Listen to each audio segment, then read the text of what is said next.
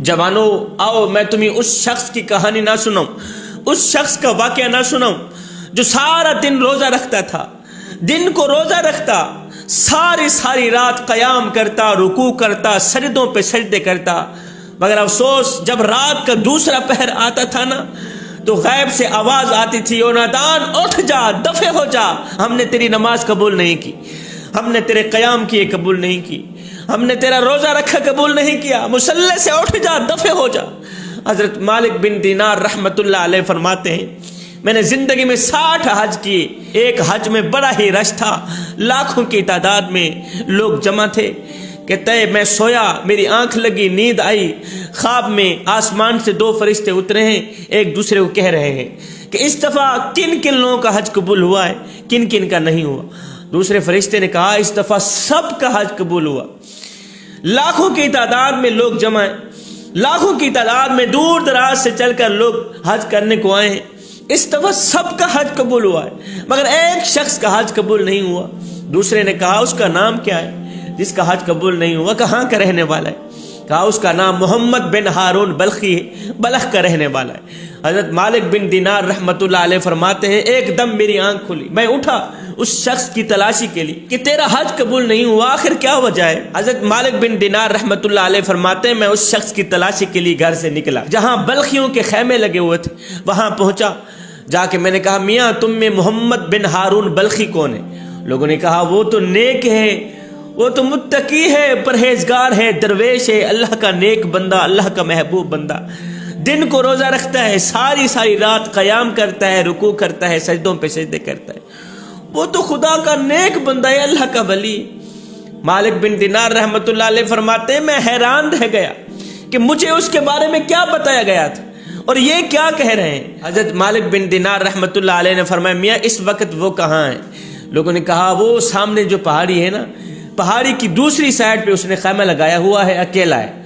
हजरत मालिक बिन दीनार रहमतुल्लाह अलैह फरमाते हैं मैं उस पहाड़ी की तरफ चल पड़ा। पहाड़ी की दूसरी तरफ जब मैं गया तो मैंने देखा उसने खैमा लगाया हुआ है। खैमे के अंदर जब मैं गया तो वो शख्स मुसल्ले पे बैठा नजर आया, नमाज में मशगूल नजर आया, कसरत इबादत के आसार उसकी पेशानी पे नजर आ रहे थे, उसका एक बाजू कटा हुआ था। उसके सलाम फेरने के बाद जब मैंने उसे अस्सलाम वालेकुम कहा तो उसने कहा वालेकुम सलाम हजरत मालिक बिन दीनार। फरमाते हैं फिर उस शख्स ने एक ठंडी सांस ली, सांस लेते ही उसने मुझे कहा क्या यही कहने आए हो कि इस दफा भी मेरा हज कबूल नहीं हुआ? उसने ठंडी सांस लेते हुए कहा मालिक बिन दीनार इस दफा भी यही कहने आए हो कि मेरा हज कबूल नहीं हुआ और ये मालूम करने आए हो कि मेरा हज कबूल क्यों नहीं हुआ? हजरत मालिक बिन दीनार रहमतुल्लाह अलैह फरमाते हैं मियाँ अल्लाह के बंदे तुम में इतनी बसीरत है कि लोगों के दिलों पर छुपे हाल को जान लेते हो, इतनी बसीरत रख कर भी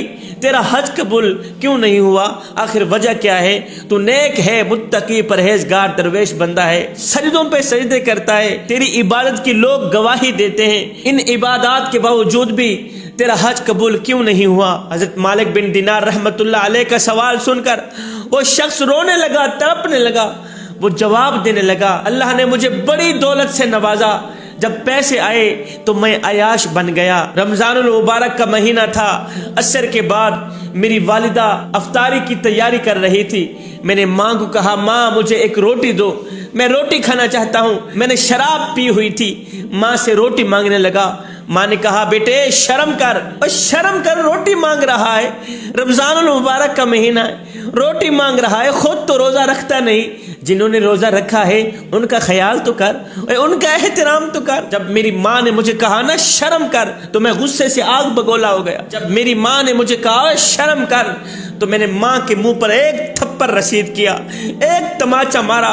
मैं ताकतवर था, मुझ में इतनी सारी ताकत थी, जैसे ही माँ को थप्पड़ लगा तो माँ जलते तंदूर में जा गिरी। जब मेरी माँ जलते तंदूर में जा गिरी लोग दौड़ कर आए, लोगों ने मुझे पकड़ा, एक कमरे में बंद कर दिया। मैं कमरे में अकेला बैठकर सारी रात शोर सुनता रहा, नशे में धुत था। सवेरे जब आंख खुली तो मेरी बीवी बैग में कपड़े डाल रही थी, जाने की तैयारी कर रही थी। मैंने कहा तुम कहाँ जा रही हो?